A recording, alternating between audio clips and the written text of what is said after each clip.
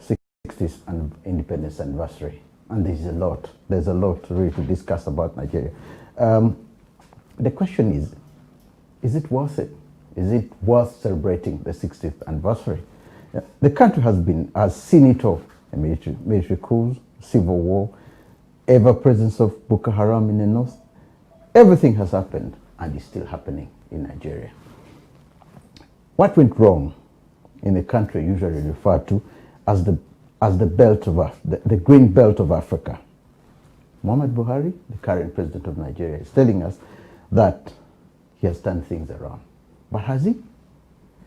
With me in the studio are two patriotic Nigerians, I should say, who really love their country and want the best for their country.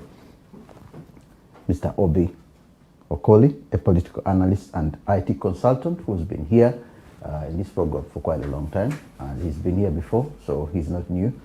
Welcome to the program. Thank you very much.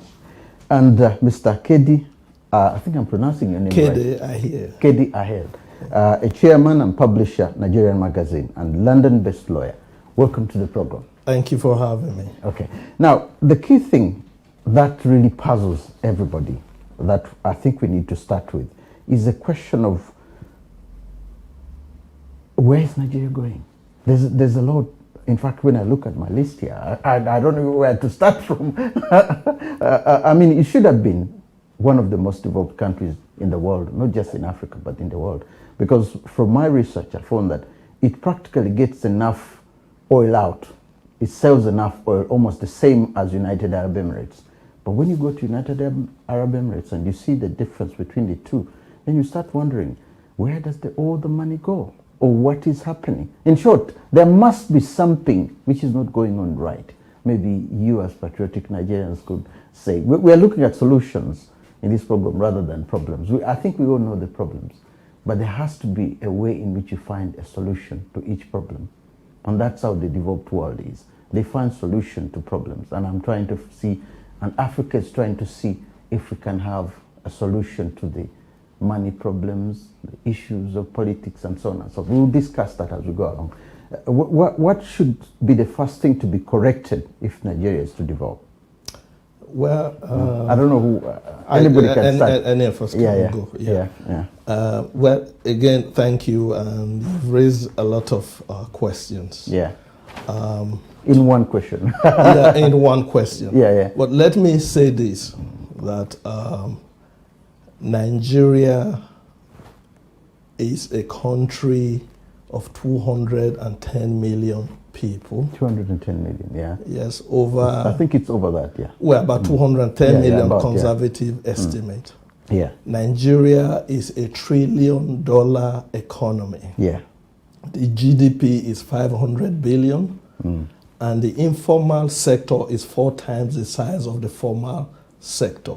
Okay. So that makes it $1 trillion economy. Country, yeah. So Nigeria has a lot of positive going for it. There are also challenges, but my view and personal opinion is that to solve a problem, you need to understand what the problems is exactly. Really. Yeah. So you can't just say come up with a solution. Anybody who gives you a solution to Nigeria's problem, I will nominate him for Nobel Prize. For Nobel Prize. Yeah, I'm not saying it's impossible, but quickly, I don't know how much time I have, but I think it's important to put some of the challenges in context. Because we're talking about 60 years of independence, and I can quickly go over that. So you're looking at a country, 1960, independence, the Union Jack lowered. There was expectation, and Nigeria had it. Unfortunately, 6 years later, there was the first military coup. 7 years later, civil war, brutal civil war. Our brothers in the southeast lost 2 million people. It's important week. I think it was over that. Over 2 million people. That's a lot. One life is important. So to lose over 2 million people is a lot. And it's a testimony actually to their spirit. Then we go to 1970 quickly. The civil war is over. 71, Nigeria joins OPEC. 73, 74, the oil boom comes. Gowon, who was head of state, is quoted as saying that money is not Nigeria's problem, it's how to spend it. Ah.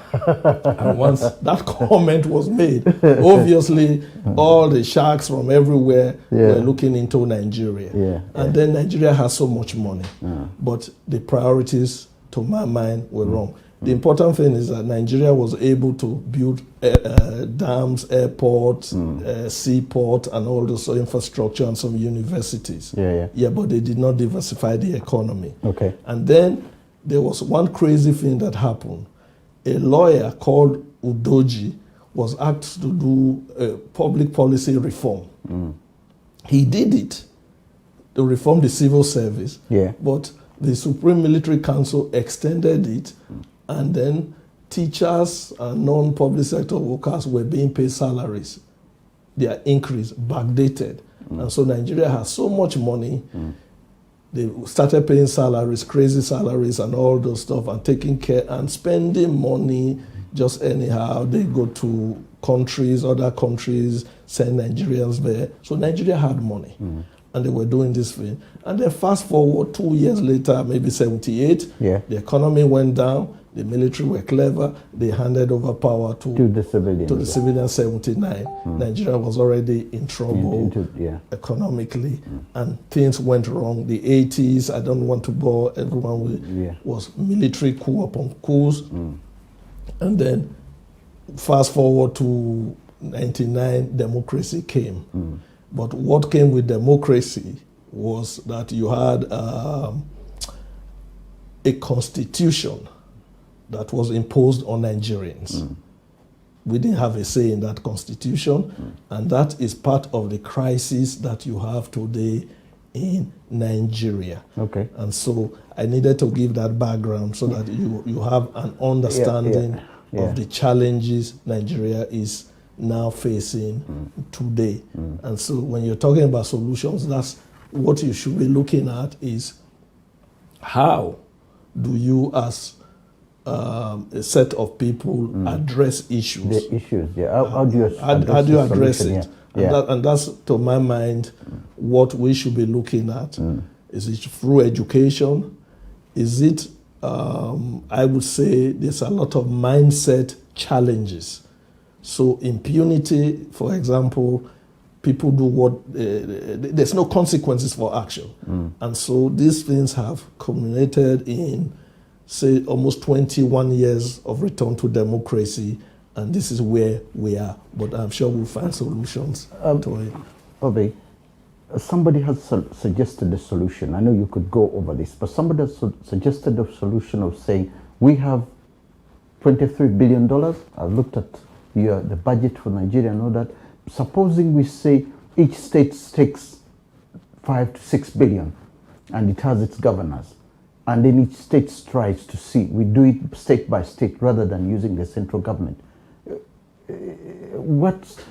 I know you go into the history first, and then show us what can be done to solve this problem. Because somebody came up with that suggestion, and he was actually saying that if you give the Igbos, say 50 billion, the Igbos will develop faster than the rest of Nigeria because they know how to handle money. And I said, no, that's not the issue. The issue is, then you will what will happen to the central government if you are giving money? Do you think that's a solution? Before I answer that, I think what we need to do is, first of all, understand the demographics or the precedents that led to the creation of a nation called Nigeria. Now, in 1914, the British people, being smart, understanding the mindset of the black people and in Africa, and after the Berlin Conference, before even the Berlin Conference, in 1914, they looked at it. They understood the complexities because they were there. They saw the nation. They saw the people they met in today Nigeria, from Cameroon, from Igbo nation, from Yoruba nation, from Edo, Benin Kingdom, from everywhere. They knew, having dealt with these people, that it would be highly impossible for these people to be together. Go back to the scriptures. The people were building a tower to go to heaven. And God looked upon them and he called his disciples. He said, let us confuse them with language. So they won't do Hence, that again, yeah. They build this tower into heaven. The white man is knowledgeable, like Chinua Achebe said. He said they have come. We were amazed at their stupidity. But they came with their religion. They turned our brothers against us. Yeah. Now our brother has joined, our brothers and sisters have joined them. Who? How do we start? That things fall apart. They have now put a sword into the things that held us together, and things are falling apart. So from 1914, things fell apart. But what they did was they brought everybody together and they called it amalgamation, which means put them all together. Joining together of people with diverse culture, diverse language, diverse beliefs, belief system, and they brought us together. So from 1914, it was already a nation in the making. But for you to make a nation with such diverse nationalities and people and nation, you needed to have a system that would guarantee the rights of everybody. The protection of everybody within any sort of constitution that was supposed to be enacted or promulgated. But then what happened was they managed us from 1914 until 1960, and they said, here you go. Take your nation. Regress back. Hutus and Tutsis in Burundi and Rwanda. What did they do? They took Hutus and Tutsis, put them in Burundi, took them and put in Rwanda. Why didn't they allow all the Hutus go to Burundi, and all the Tutsis go to the other side? You get me? But they know that when two tribes or two nations or three nations that do not agree, do not share similar culture, tradition and everything, that there will always be conflict. And then they will come in as the colonial masters. As if they're solving the problem. And then we will believe they are managing. That's why the Queen is still the head of the Commonwealth. And we have to bow. As Julius Caesar said, as Colossus. So the problem started in 1914. Now fast track to 1960. The question was still asked. If any of you does not want to belong to Nigeria, say it now. They not said we are not ready. They shifted it forward to get them ready. And then remember what the Sultan of Sokoto said in 1960. He said we will see Nigeria as a plantation. As a plantation. And we will use the minorities as willing tools. We will not allow them have rule over themselves. And all these issues were there. So you saw and then all the political parties at that time more regional, apart from the West and that led by Zeke. So moving forward to before the war, the first military coup happened. It was not purely an Igbo coup, but it was christened to be that. So now we now have a war after 3 years, lost over 3-point-something million people. And they said there was no victor, no vanquish. And that would have been the beginning of a better nation.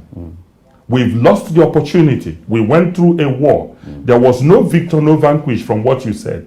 It would have been another Nigeria, another opportunity for Nigeria to be a nation by saying, let us go for a tabula rasa. What did we do wrong? Why did Biafra want to succeed? Why were they killing? What is the part of Middle Belt? How do we guarantee the Niger Delta, the Cross River people? How do we guarantee the minorities so that we can begin to build a nation? But while they preached no victor, no vanquished, they seized the properties of the Easterners. They changed the educational system and some people became disadvantaged. They changed a lot of things. The demographic, while the war ended on paper, the war did not end in the minds of people like Olusegun Obasanjo, people like Murtala Mohammed, people like Ibrahim Babangida, people like the current president Buhari. The war did not end in their minds because if it ended, we would have seen the rebirth of a new nation, a nation where everybody will belong and feel part of that nation. So what we have today is the Nigeria where we are all loyal to our primordial societies. So the first thing you see is, what is your name? I'm Obi. Automatically he's Igbo, he's Biafran. Oh, he's Yoruba. Oh, he's Yoruba, he's Oduduwa, he's Arewa. Automatically that happens. And even in federal government appointments, even in interrelation between us as Nigerians, you still find those things coming up. Of course, look at Nigeria today. Look at the UK. Some people have lived there for more than 100 years. But can you see a proper Nigerian organization? No. It would always be. So when the guy was talking about sharing money, it is not the money that is the issue. Gowon said, we have money. How to spend it was the problem. Nigeria is not lacking money when they put the necessary, create the necessary enabling environment. But what is happening in Nigeria today is that corruption has become imbibed into the system. It is institutionalized. Nigerians breed corruption. They sing corruption. They digest corruption. It's not just the politician alone. So when you say share money, what will happen? The money will go to the state governors, like the security votes that is going to them, over 30-something million every month. What are they doing with it? Look at the rate at which people are dying. So when you have a society that is built on corruption, no matter how much money you pump in, you will never solve a problem. The idea he had was that if we know from state to state that each state government, for example, has 20 billion. I'm just giving it an example. 20 billion. And among all this 20 billion, there's hospitals, there are roads, there's this to be built. Then we as individuals from that state can go and say, hey, Mr. Governor, you have 20 billion. We want to know why is that road not done? Why is the hospital not done? Because the thing is now that it's central government, nobody's bothered. Everybody's the money goes into the central government, the oil goes in, the money for oil, and then it disappears. And nobody's doing anything. I would say that's real sophistry. Really, sophistry. You can't just, Let me be very blunt. What my brother here has said in terms of giving a background will tell you what is Nigeria's national goal. We don't. Every society has values. If you look at the United Kingdom, they'll be telling you about Magna Carta. Of course. If you look at the USA, it is the constitution that binds them, the rule of law. The French have similar things. So as Nigerians, the question is, what is our national goal? That may even be the starting point. That should be the starting point. It's not about, we have a constitution. Of course, So for me, it is not even about whether you have the system of government. We've tried everything. We started as a parliamentary. We did the presidential. Babangida also came with some crazy idea of diarchy. I don't know if you know what I mean. I heard about that. It's a military, civilian, all sorts of concussions in terms of system. So it is not the system, like he rightly said, it is the operators.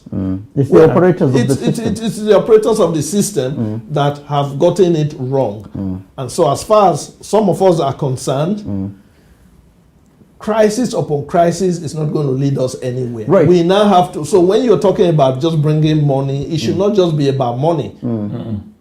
Put systems and structures in place. Okay, the system can be there, but the whole point was that if you have a starting point of where you can say, because what is happening is that the money is there at the top, but it doesn't penetrate on the ground. Nobody at the ground knows how much money is there. But if they get to know, look at the structure here where we are in the UK, the councils and so on. Everything is in the media. It's there that this council this year has received. No, you're talking about transparency. Transparency. Transparency is a system that is governed by rules. So if you, for example, I mean, the former minister started something. to actually even counteract what you were saying, was Ngozi Iweala. Every month she was publishing the monies that were going to the federal treasury. So if you are diligent, you will know that, for example, my state Edo got XYZ. So everyone knew. Everyone knew what the local governments were also getting. It is all about operating a system and being sincere. How about another suggestion that could probably be of a bit of use, because Australia now, even Liberia is trying it out, getting some foreigners in, not in the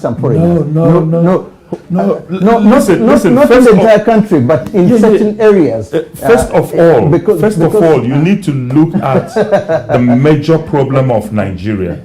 The major problem of Nigeria today is the foundation based on 1999 Constitution. We've got more than 36 items on the exclusive list. Then we've got about 26 others on the concurrent list, which means enormous power is invested in Abuja.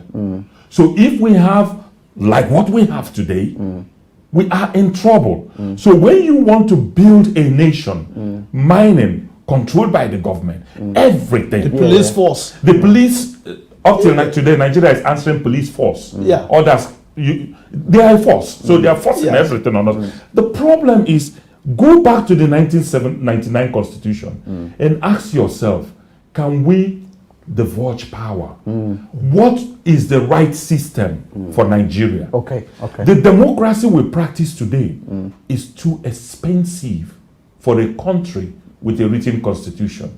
Do you know how much a senator earns? Do you know how much a member of House of Assembly earns? Then you times that by the number of the members of Senate and House of Assembly and even State Assembly. You find out that over 40-something% of our GDP is going into the pocket of people who are doing nothing apart from sitting in Abuja in one very well decorated house. They get over billions for furniture.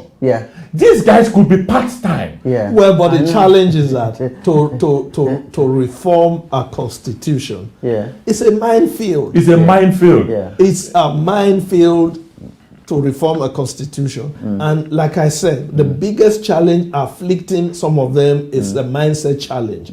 Now, let me give you an example that will shock some of your viewers. There was this move to give autonomy to states' House of Assemblies. The emperors, I call them, those are powerful state governors, ensured that the state houses of assembly did not meet the requirements. So it's really two-thirds. You see, they set a lot of minefields in the constitution. And so to change a constitution radically, you need two-thirds of the 36 states. It was almost there, but some states, they didn't want that. The legislators themselves said, we don't want this autonomy. That is telling you the mindset of the people. So it's not an easy thing to say, let's let them go part-time. How do you do this? We have to, for me, I would want to use a principle that I call nudging. Nudging is what Obama did when he was president. He set up a behavioral unit in the White House. And so for us Nigerians, to my mind, is the ability to begin to do what my brother and I here are talking about. The consciousness. Edo is a good example. You know, I have to touch on that. Of course. I like what happened there. In terms of changing the narrative, a lot of Edo people who were not in either party said, you know what, we've had enough. We are going to elect a governor of our choice, regardless of what Abuja says, regardless of the so-called godfathers. The godfathers were relying on rigging. They were not campaigning per se. They just thought we will use federal might. We will come. No, the people stood still. And a proper election was held. And the people's choice, which was the governor, was elected. So that Edo can also be a model for the rest of Nigeria. We are talking about solutions here. Of course. But Edo did not start overnight. You know, it must have been over. So it's been at least 2 years of strategy, planning, and looking at all this stuff and gelling it together, and it worked well. And credit to our brothers and sisters in the diaspora. Yeah, right. The issue, I was touching on the issue of foreigners. The idea is, because why I'm saying that, Liberia, for example, the current president, Samuel Doe. No, the footballer. The footballer. Sorry. George Weah. George Weah is trying out something, which the lady, the former president, had tried at the beginning. Said, look, let's get a couple of top people from, you know, in fact, they even have Nigerians in certain ministries, you know, highly educated Nigerians. They've got them from America, and some were got from here. And they're giving them positions in the government in Liberia. And the idea is, if the person is not from here, he's going to be neutral in what he's doing. And South Africa is doing that. In certain hospitals in South Africa now, you have a lot of Nigerians and Ugandans who are heads of departments and so on. Because the structure is such that when you look at it and say, okay, we as Nigerians, if, for example, we employ a number of Ugandans, a number of Kenyans or something, not necessarily in all the administrative areas, but as a starting point, because a neutral person will look at something very differently. You get the point? I think you're missing the point here. Yeah? Nigerians are not lacking intelligent people or human resources. Yeah. Nigerians are not lacking human resources. You have the human Nigerians have abundance in human resources. The problem is that how can positivity thrive in a negative environment? Exactly. Okay. When you make corruption treasonable felony, and people can go to jail or be executed, as in China for corruption, I think somebody will look at his back before he steals. When you have a dialogue, first of all, look at the constitution, look at Nigeria today. I would expect the leaders, I don't even call them leaders, I would expect the politicians in Nigeria to look at themselves. Thank God America is beginning to deny them visas. UK is beginning to deny them visas. Hope Canada joins and Australia joins. Let them stay there and feel the heat from the people. If they can sit back and say to themselves and be patriotic for once. What is happening in Nigeria today is that when you are patriotic and you speak against the evil of the government, you become a target.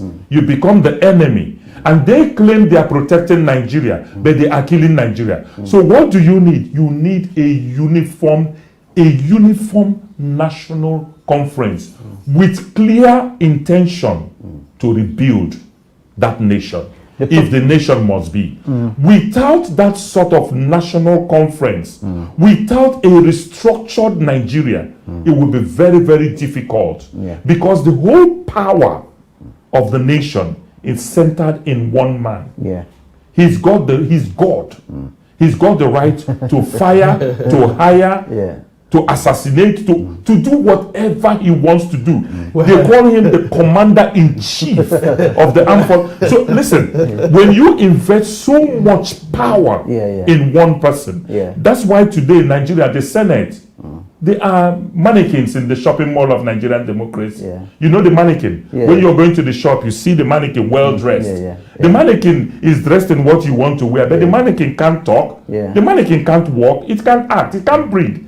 That is the same thing with Nigerian Senate, the House of Reps, the judiciary. Everywhere is dead because one man can decide to sack everybody and bring in the people he wants. That's why Nigeria is run by one ethnic group today. Something that is not possible, that could never have happened before. So if we want a country, it means that the people, the politicians, the people must ask for an equitable, just, and fair society. A society that is built on ability, not on tribe. A society that is built on input and vision, not on religious sentiment. What we have today is a far cry. And I don't see any move by this present government, neither the past government, towards moving Nigeria forward. They use it as an acronym for politics. We're going back to problems. I'm trying to find solutions. So let me because you see, we can't rush into say, because if everybody at the top is like that, the most difficult part about the most difficult part about it, because corruption, it's at its peak. Well, you can't unless you I agree. You get the point. We're talking solutions. But it's important that when you're looking at solutions, you look at the problem as well. We've highlighted the problem. So let's talk solutions. But you have to also be competent enough to know the type of solutions you're going to find. You're going to. Let me use. That's why I was bringing in a bit of a foreign thing. I'll speak on that. Nigeria does not need any foreign person to come and help us run. For every position you have in any field, there will be at least 40, 50 Nigerians who can fill it. Yes. Remember that even our children's generation are also up and coming. And there are a lot of movement. So it's not as bad as it looks in terms of, because let's look at the private sector. The private sector can be a model which the government can work on. Can work on. So if we are looking at Nollywood, for example, it's giving Nigeria a more positive light than even government initiatives. Of course. Of course. Sports, football, when the Super Eagles were Super Eagles. I know going to France 98, just wearing the Nigerian jersey and everything, foreigners coming to say, you know what, Kanu, JJ Okocha, these guys, they've done well. The young folks, the Davidos, the Whiskey, Tiwa Savage, they've elevated Nigeria. So that's a structure. And I was watching a program. I will tell you this. I was watching a program of Nigerians in America and the UK. And the lady, I can't remember, an able lady, and she said, she's American actually, she said, what Nigeria needs to do, they're doing it in America, that when young people are kind of tuned up, because there was this criticism, they are watching Big Brother, they shouldn't vote. And they said, no, you can use what people like to educate the rest. So if you are talking about politics or governance and everything, and then you're bringing in people in the entertainment industry, and then the interest. So that's what I call nudging. So as far as we're concerned, it's having a proper discussion on how some of these things can be taken forward. So it's not all doom and gloom. As like my brother was saying, COVID has arrested so many bad behaviors. So if you can't travel, you have to fix your hospital. Now the issue of nationalism, if I go back, the former governor, the last governor, British governor in Nigeria, quote, he said something here. Nigeria is still very much a tribal society where local and tribal alliances count more than the national interest. So who was that? So said Sir James Wilson Robson, the last colonial governor of Nigeria. This man was he right in what he says? Because if you correct the national interest first, as he says, the tribal society, local and tribal alliances are more important than the entire nation. But he realized that. But we are going back to the problem. No. What I'm saying, if he said this in the 60s when he was living, if you can correct that, maybe the national interest, what we are talking about. You know, I took you back to 1914. This man, they knew the problem before the amalgamation. You said so. Right? You said so at the now, again, he is describing us as tribes. Now, the people you are describing as tribes, the Benin Kingdom, were in millions. The Igbo nation, we have over 80 million Igbos. We have over same number in the West. These are nations. But what did the colonial masters do? They described us as tribe, therefore belittling the intelligence and capacity of over 80 million people and putting them in a minute box of don't think for yourself. Now, they knew that there would be conflict. They did know they knew that the complexities of Nigeria needed to be fixed. So the question you ask yourself, what sort of system of governance would have suited a nation where you have 250 languages? Yeah. And you can call them ethnic groups. No, 250 ethnic groups, but over 5,000 languages. Over 5,000 languages. In Nigeria. Are you getting me? Yeah. Every 50 kilometers from different the Delta language. is a different language. So the first thing you look at is, how do you guarantee cohesiveness among these people? Okay. How do you guarantee uniformity amongst them? How do you guarantee that the minorities are not oppressed? How do you guarantee an equitable system of governance? Yeah. So you split the nation into states, but still, that is not what is needed in Nigeria. The regional system initially was even better, right? Where you could say, this region, this is what you have.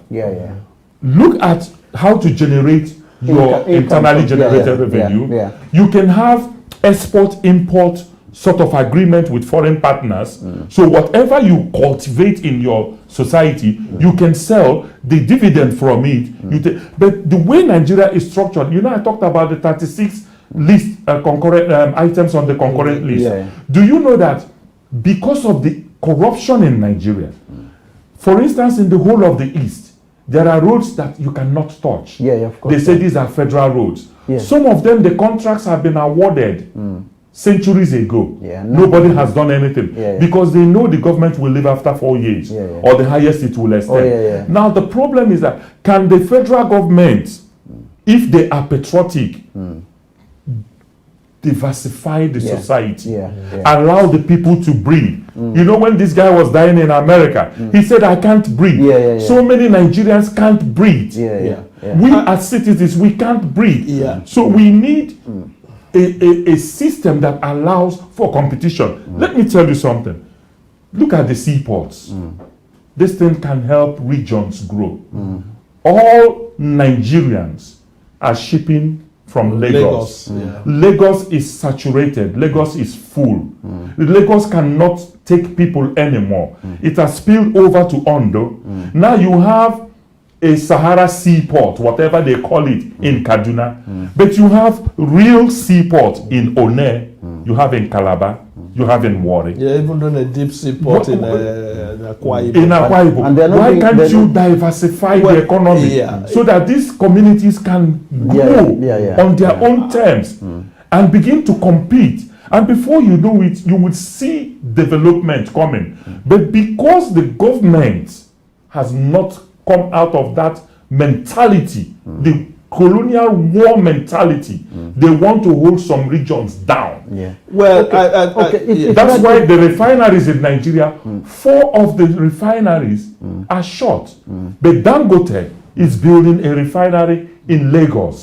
How do you create employment? Do you know how many graduates we bring out every year? These guys have nowhere to go. I think one of the things, we're talking about solutions. Solutions. Yes, in addition to what he's saying, I would say that the financial system requires tweaking. So if you're giving an individual, say $100 million or billions of dollars to build infrastructure, imagine if you gave that money to SMEs. Yes. Okay. If you are investing $100 million, and by the way, Aba is a city in Abia State, southeast of Nigeria. They produce over 1 million pairs of shoes every blessed day. And the shocking thing is that they may even take it to Dubai and have it stamped, brought to Nigeria again, and sold. People come from all over Cameroon and to come and buy shoes. So Aba is known for producing shoes. Not just shoes, accessories. And if I want to shock you further, you will be surprised that the tannery in Kano is what all these French designers buy. Louis Vuitton, all those leather, they buy them from Nigeria. So the thing is, it's now using the private sector to drive the economy. We don't have any choice. As a matter of fact, we are back to the wall now where it is either you do business the normal way, or you do the wrong way. No, or you go bust. Nigeria right now can no longer tolerate bad behavior. It's very clear, and I say it with all sense of responsibility. It will not be acceptable anymore. The Steve, younger people are impatient. Let me give you something. I studied when I was reading my second master's degree in Germany, global political economy. I studied the German industrial system. And what surprises me is that the way the Germans split their industries. Listen to this now. I worked in a factory that was canning tomato. You know the tomato? Now, what happens? How does this happen? Where the tomato is grown is a different part of Germany. Another factory in Germany is responsible for washing the tomato. Another company is responsible for grinding the tomato in another state. Value added, right? Then you now come to the canning of it. The people who produce the plastic can is in Bayern. People who produce the cup is somewhere in Munich. The people who produce the tin, you know, the tomato puree. So you are looking at one industry, but with value chain. Across the whole of the nation. So now the truck drivers from all these states have a job because they have to transport those raw materials to where the finishing product is. So you're creating So you jobs. have over 8 states supplying one industry. That is just the ketchup, the tomato industry. Think about the other one, the mayonnaise and other factories. In every German city, in every German town, there is what is called an industrial hub.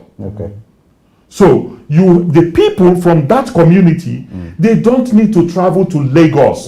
They don't need to go to Abuja. They get up in the morning and they go to their industrial hub and work. So you see some people 30 years in a community, they've not been on flight. They've not gone on the train except going on holiday. Because what they need is in their community. Why is it that Nigeria as a nation, we do not learn what is right and do right? Well, yes.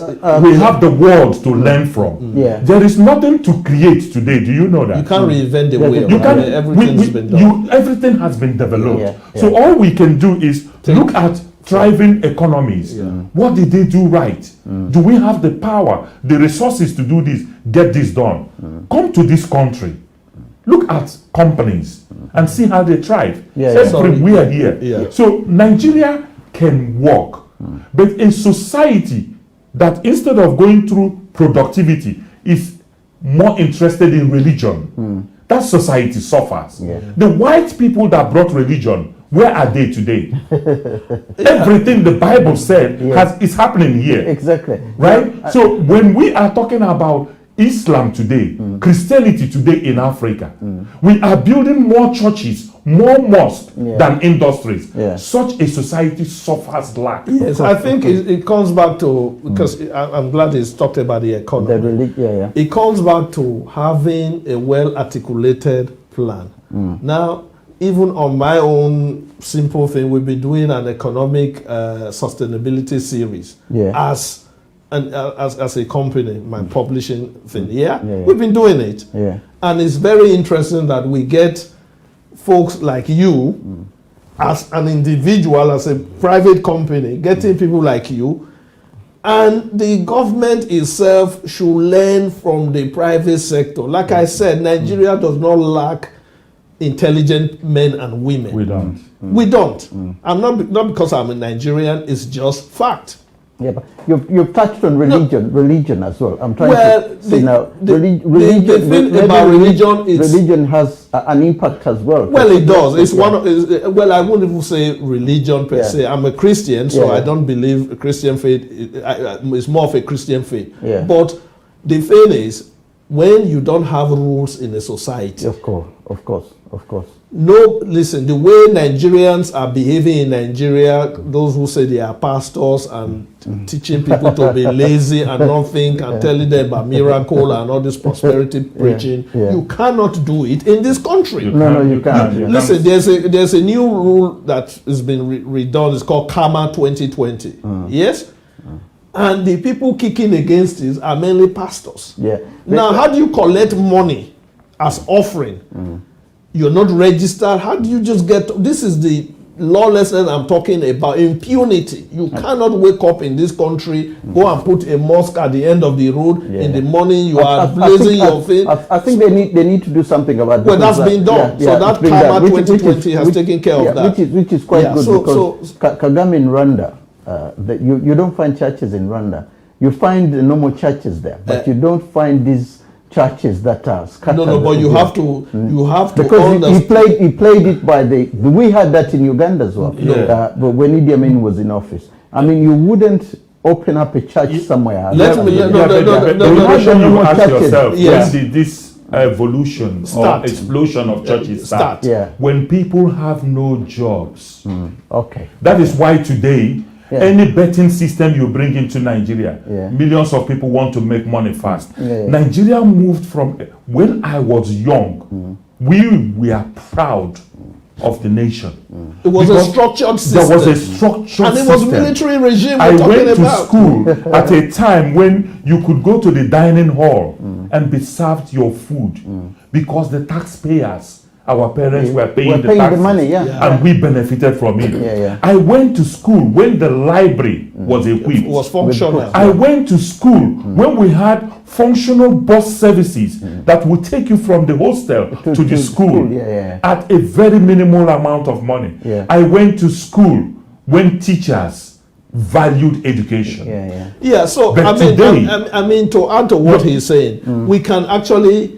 And it's a very good point he's raised, which I call once upon a time. Once upon a time. You've got to get those good times back. No, we have to, because we are beneficiaries from those good times. But the challenge is that those of us who are beneficiary of my generation have done most damage. I know. So you have to understand that 1999, when politics came back, I was 37.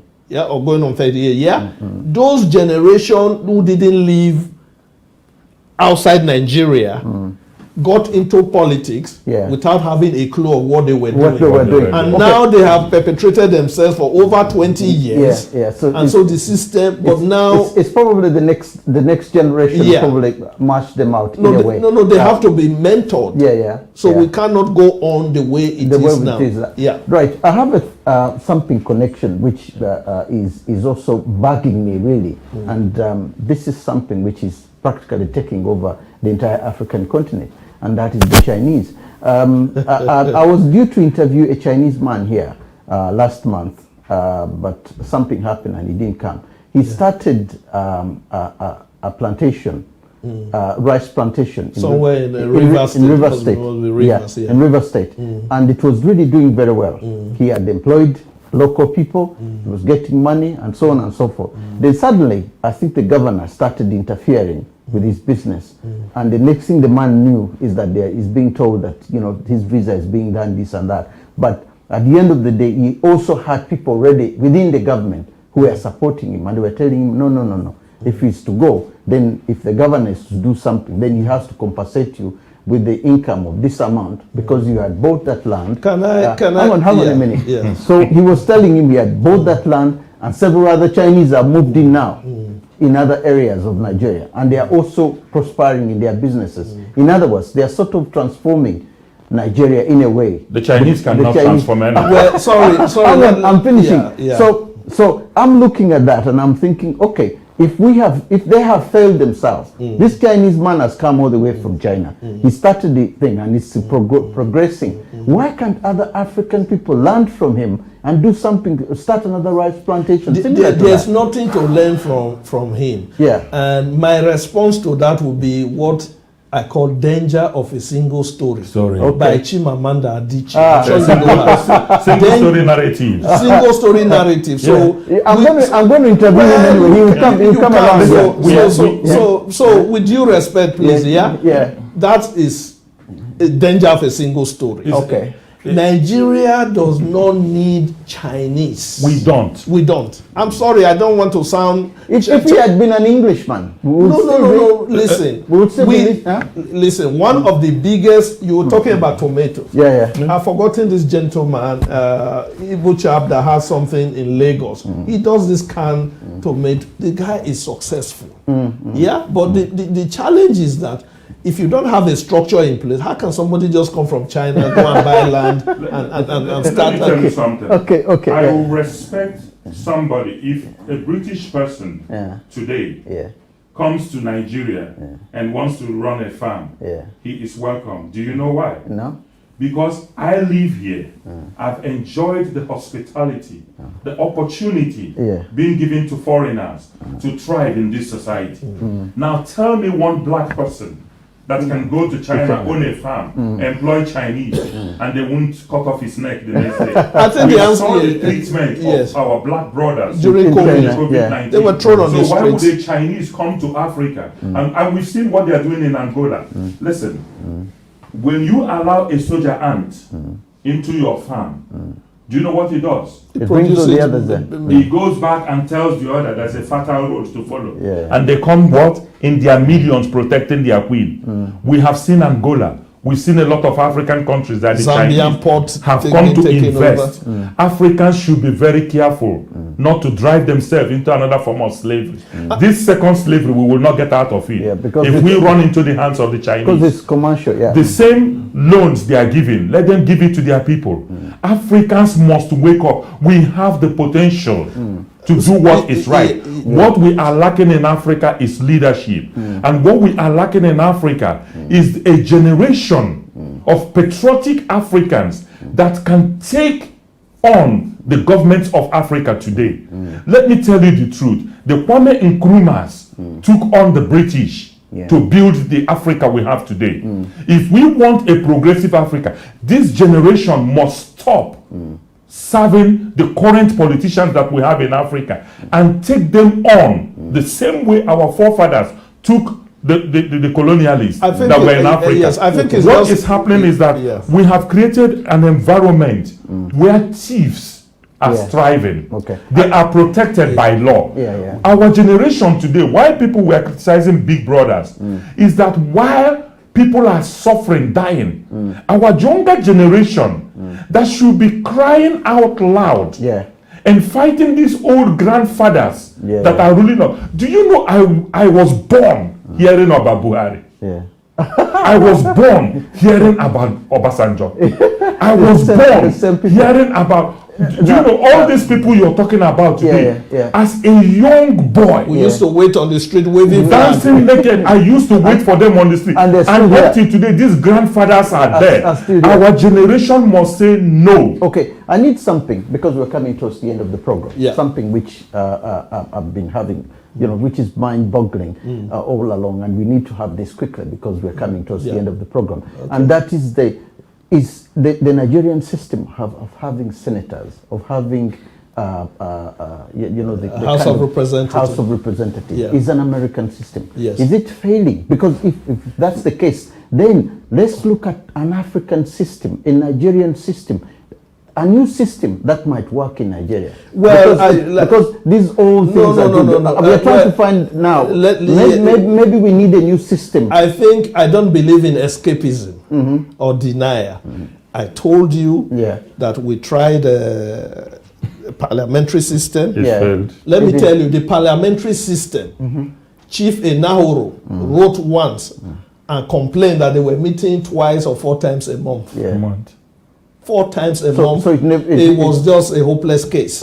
Imagine Italy running a system of having a turnover of over 45 prime ministers since World War II. Imagine even the UK here, there's crisis. You can just wake up and say we vote of no confidence. Even Nigerians ignorantly will say where Buhari or the president or the governor should step down, vote of no confidence. That's crazy. You've elected somebody 4 years, you can't do that. And crisis is not, it's just a cycle. I know you're running out of time. Let's look at America. America today, I am sure if Nigeria knew what America was possibly doing now, are you not going to be scratching your head that Donald Trump is president of America?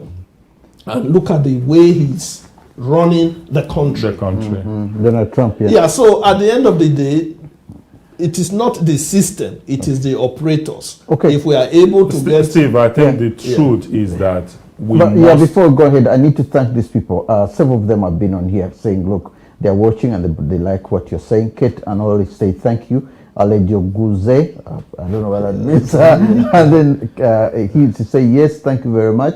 Somebody didn't give his name. Kate, look, she says, very educative in Nigeria. I was able to progress very quickly on arrival to England, and today send children to study in Nigeria. Present teachers have diverted interest. That's what she says, and it says Africa has everything that can be built a nation. We are greedy leaders. So unfortunate. Interesting topic. Well, we're coming, as I said, towards the end. You're saying something. The truth is that a few minutes. if we truly have leaders that claim or say they are patriotic, we need a functioning nation. And how do you get a functioning nation? When you identify defects in your system, you have a lot of systems here. The first thing you do is you do an analysis of your system, find out what the issue is, then you find how to deal with it. We have, throughout this 1 hour, told you with pain in our hearts the problems of Nigeria. And we have suggested solutions. But one fundamental solution must be to restructure. But unfortunately, recently, the federal government of Nigeria came out and said, those shouting about restructuring, they can't force them to do so. You are leading a nation that is dying, a nation that is about to go bust. The first thing you do is you have a crisis meeting and say to yourselves, what are we not doing right? The democracy you talked about is too expensive.